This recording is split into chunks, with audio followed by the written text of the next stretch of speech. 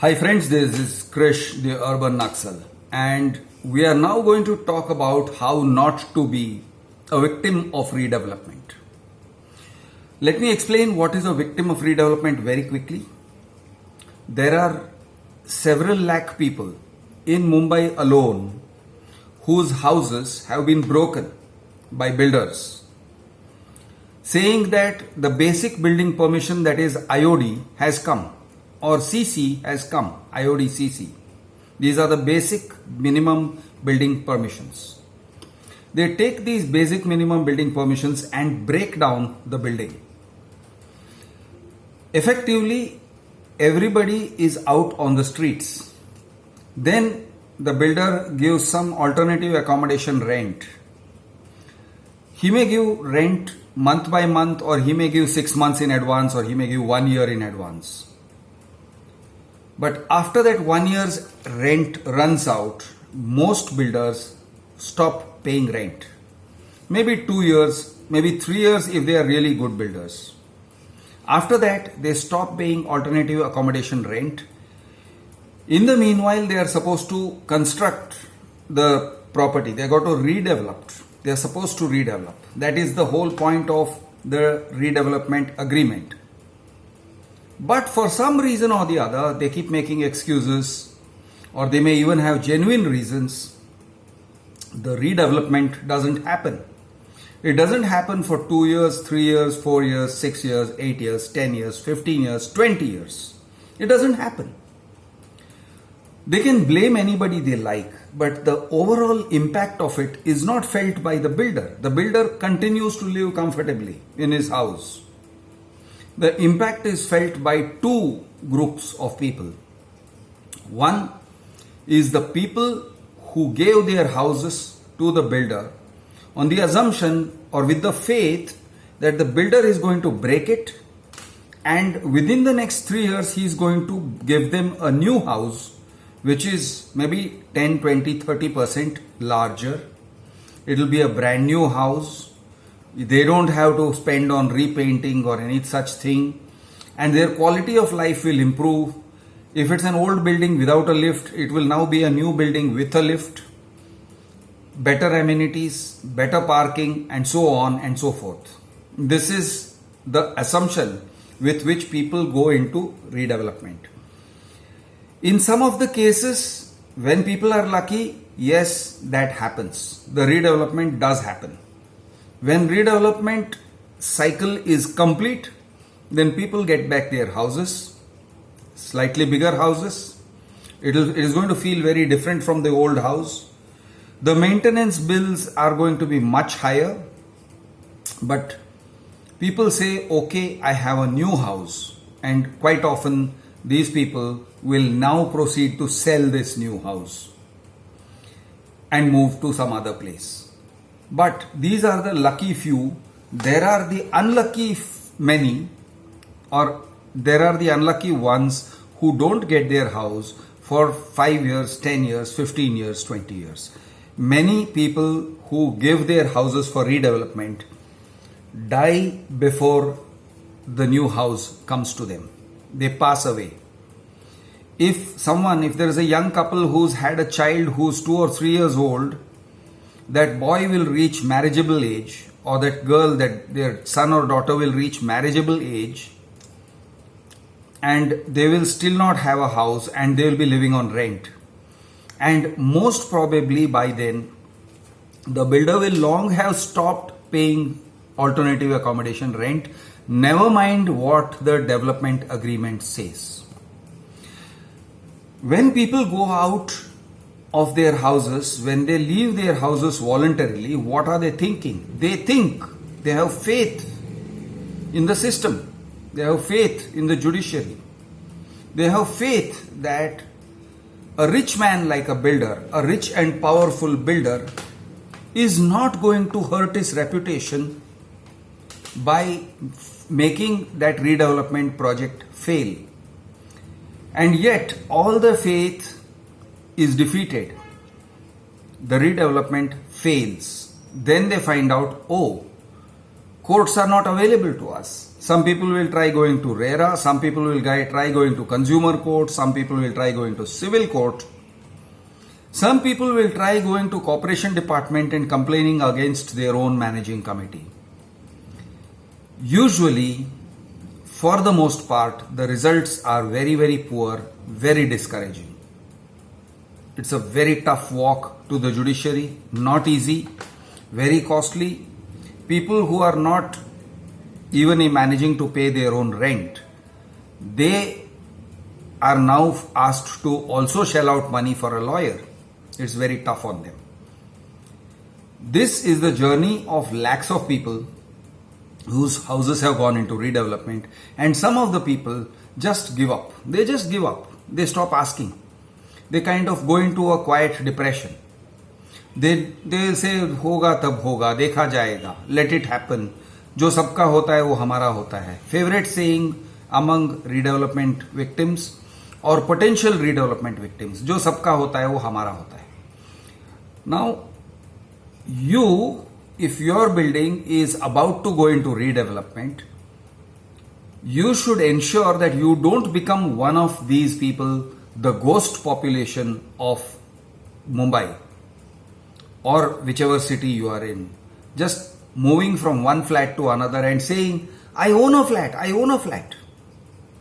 वो बनेगा, किसी दिन बनेगा. So you are reminded of that movie, Karan Arjun, where Rakhi, the bereaved mother, is saying, वो आएंगे, मेरे Karan Arjun आएंगे, वो आएंगे. You look like that, you cut a very pathetic, very sorry figure. Now, how not to become a victim? I'm going to repeat a lot of the things that I said in Hindi in a video shortly before this. I'm going to say this in English. And let me start right at the beginning, off the bat. Let me explain the problem with self redevelopment. Because everybody says, yeah, so builders are bad, builders are dishonest, unreliable. So let us rebuild, reconstruct our building, redevelop ourselves, self-redevelopment. Quite a few consultants in Mumbai are encouraging people to think this way, self-redevelopment. And somebody just got quite angry with me. He says, Mr. Rao, I didn't expect it of you. Why are you putting down self-redevelopment? I will explain. Let me start with addressing this. Self-redevelopment is also a bad idea. It may not be equally a bad idea. It may not be a worse idea than redevelopment through a builder. But it is at least equally a bad idea. Now let me explain why that is. It has to do with the incompetence, the chronic incompetence of almost every society's managing committee that I can think of. Now you may say, Krish, you haven't met all the managing committees. Yes, I haven't met all the individuals, but I will tell you there's a problem with the way the managing committee, the cooperative housing society is structured. The problem is a problem of accountability. Unlike in a corporate, where you can engage someone from outside, where you can bring fresh talent, where the son of Dhirubhai Ambani doesn't have to necessarily become the CEO, there can be outsiders who can be CEOs and who can be general managers and who generally are, you usually have MBAs and management brains there for the most part. What happens here is it is all voluntary work. You have, even if people are very highly placed, somebody is general manager of L&T, somebody is general manager of Cadbury's, or I don't care. The problem still is that these guys, when they come together as a managing committee, one guy becomes chairman, one guy becomes president, one guy becomes treasurer, then they set up a building redevelopment committee. It is a ragtag bunch. They have no management expertise. They have no structure to support a rigorous management system. There is no accountability. Chairman decides something arbitrarily. If you ask the chairman what he is doing, he gets angry. He says, this is a voluntary job. I am doing this service to you guys and you guys are asking me so many questions. I don't like it. I will resign if you want. That is not the way to deal with questions if you want accountability in a society. But this is how societies, managing committees, all members, almost without exception, this is how they deal with questions. This is not a professional way of dealing with questions. This is not a professional way of taking a process forward. Now, make no mistake, redevelopment is a process. It is a process which is very exacting. Let me just explain to you how difficult that process is. Your managing committee, your societies, your cooperative housing society is essentially saying, like a caterpillar, it is saying this caterpillar is going to destroy its own body. This caterpillar is now going to turn into a chrysalis. It is going to enter into a dormancy phase. Everybody, all the members of the society will have gone into dormancy. Somebody will be living in Palghar, somebody will be living in Ville Parle, and someone else will be living in Virar. Everyone far, far away. Okay? Some people will expire during the process. Will they all come together and ask questions and maintain a rigorous follow-up? No. So what happens? Managing committee hands over the reins to someone else. Who is that someone else? That someone else is an outsider. In the process of self-redevelopment, what happens is you engage someone who says he is not a builder. What is he? He is a contractor. How do you control the contractor from day to day, week to week, month to month? How do you control the performance of the contractor? You need a management structure. Do you have that management structure? No. Can you engage a management structure? Who will control the activities of the contractor on a month by month basis? Who will map the activities of that contractor on a chart? Who will hold him accountable for good quality? Who will hold him account if he makes mistakes? Who will hold him accountable if he chooses the wrong material or does the wrong thing or doesn't go according to specification? Whose overall responsibility is it? The overall responsibility will have to be given to an architect. You have to engage an architect. That architect will get building permissions in his name. Municipal corporation will not entertain a chairman or a secretary or a treasurer of a cooperative housing society. That guy can be vice president or he can be anything of India, but they will not entertain him. What the municipal corporation will entertain is an architect with a proper architect certificate. He has to be held accountable by the municipal corporation, by the building proposals department. He has to give designs. He will get designs passed. He will get various clearances. There are so many permissions. Literally scores of permissions. I think the numbers go into like 70, 80 permissions. Okay. Some permissions depending on where is the location of the building, whether it is from MMRDA, whether it is from municipal corporation, whether there is environment clearance required. Usually not, because a building is a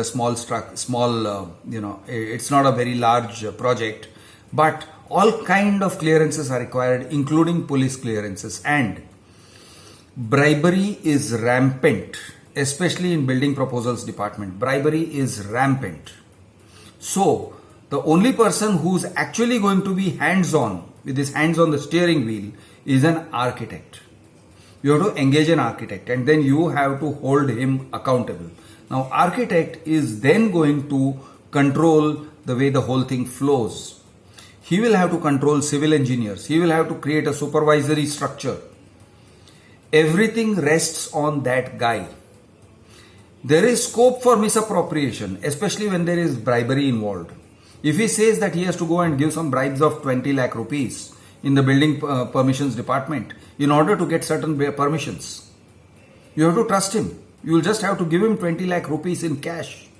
And you will have to create vouchers saying transport or something else, out of pocket expenses of the architect. You're going to create so what happens when you do all this? It is very difficult for a cooperative housing society to lay aside a budget for bribes to be given at the building permissions department. And if you say, no, if we work cleanly, there will be no bribes. My friend, you don't seem to understand the environment in which the building activity happens. Maybe in ek zamana raha hoga.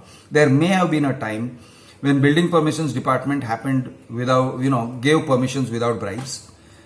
Even builders don't approach it themselves, they give it to consultants. They give the work to consultants. If it is in Mantralaya, they give work to one consultant. If it is in municipal corporation, they'll give work to another consultant. If it is environment ministry and central government, they'll give work to third consultant. That way they divide the work. They give work to consultants who are liaisoning people who know who is who know किसका 1 लाख होता है, किसका 2 लाख होता है, किसका 10 लाख होता है. And who know how to handle people. That is their expertise. Now, a society cannot engage with them. A cooperative housing society is not structured to engage with them. A builder is structured to engage with them. A builder is a private enterprise. Okay, assuming that he's a competent builder, he can engage with such people. Societies are not structured. They don't have the management structure to do all these things. So then whom does it fall on? It all falls on this one guy, the architect. Maybe that architect says, I am the project management consultant, but he gets an overwhelming amount of power. He gets an overwhelming amount of authority within this setup. The managing committee is in the backseat. They don't know anything. They don't understand anything. And if someone tries to poke his finger and poke his nose into this thing, he can only end up making it worse. Getting rid of the architect or project management consultant midway is not an option.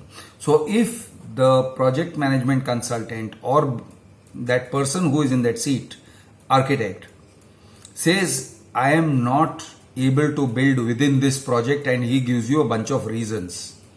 Within this budget, I am not able to build. You have to increase the budget. You have to give me 10 lakh rupees, 20 lakh rupees, 30 lakh rupees, 50 lakh rupees.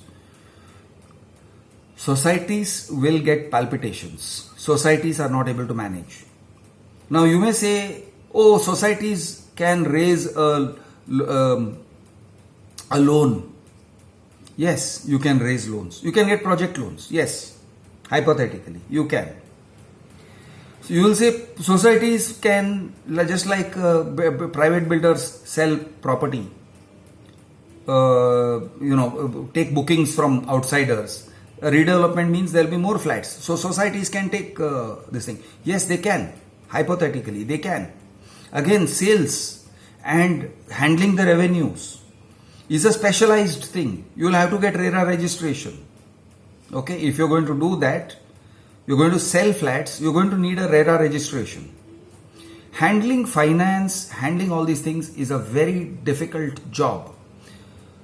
Most of the time, if you do this, there is at least a 10-20% chance of failure, and failure means the project goes midway and then stops, and then nothing happens, nothing moves. Now, let me talk about non-self redevelopment. Okay, self redevelopment, this is the problem. These are the problems, and people don't have the intellectual wherewithal to face these problems. The general body does not. And the managing committee of the society also usually is not competent for all of this. Now, let me talk about redevelopment, proper redevelopment. In proper redevelopment, there is a problem. And the problem again comes from the attitude of managing committee. Managing committee thinking is basically flawed. And why is it flawed? Well, I don't know. But it's there. And it's a fact, and I'm sure all my listeners, whoever is experiencing redevelopment, will agree with me. The managing committee, for some reason, will not hold the builder accountable. They start with the wrong premise. The premise is they feel, oh, our building is in a bad shape, we need someone to rescue us. So it is a bit like a princess, damsel in distress, waiting for the knight to come along and rescue us. कोई सपनों का राजकुमार आएगा और हमको बचाएगा, that kind of thing. So they see the builder who comes to them, oh, we are so happy you have come to rescue us. That is how they approach it. That's the wrong way to approach it. A builder is an asset stripper. What is basically a builder? A builder's mindset when he is going for redevelopment is like this. These guys are sitting on land. The value of this land is, let us say 3 crore or 5 crore or 10 crore rupees. I don't want to purchase that land outright from them, 10 crore, assuming that the society would offer it. But he doesn't want to sacrifice his liquidity. And he doesn't want to carry the risk of the financial cost of owning that land. He doesn't want to do that. While these people are there like suckers to carry the risk and the cost, why should he do it? So what he does is, he says, I am going to give you these houses. But a builder typically does not disclose any of his major parameters. What doesn't he disclose? Let me explain. The managing committee does not ask, the society does not ask, and the builder does not disclose what all are his group companies, who are the promoters in his companies, who are the individual promoters, what is his balance sheet, what is the strength of his balance sheet. He should ideally be asked, not ideally, he should compulsorily be asked, please give us your last 3 years or your last 5 years balance sheets and your IT returns. If he says I have many companies, then you say, okay, give us this thing of all your companies, because we want to understand what is your financial strength. If our building reconstruction, just basic reconstruction, is going to cost, let us say 20 crore rupees, you should have a book strength, a net asset value of at least 10-15 crore rupees. At least. Then maybe you can raise project funds and project finance, and you can raise money by getting bookings and all that. But at least you should have 10 crore rupees if you are going to do a 20 crore rupees project. Do you have that? Show us. We want to see your turnover. We want to see your experiences in building construction. Show us where you got IOD, CC, OC for other buildings. You may claim that you have got CC, OC and all these you constructed, you successfully redeveloped. Well, show us the evidence, show us the papers. Most managing committees say no, it is confidential, and most of the time if somebody asks, the builder will say no, it is confidential, don't ask me any of those things. You have to have faith. I am a big builder, my name is Sangvi Builder, I am very big. This is the reason you cannot trust the managing committee or the builder. I am Krish, the Urban Naxal.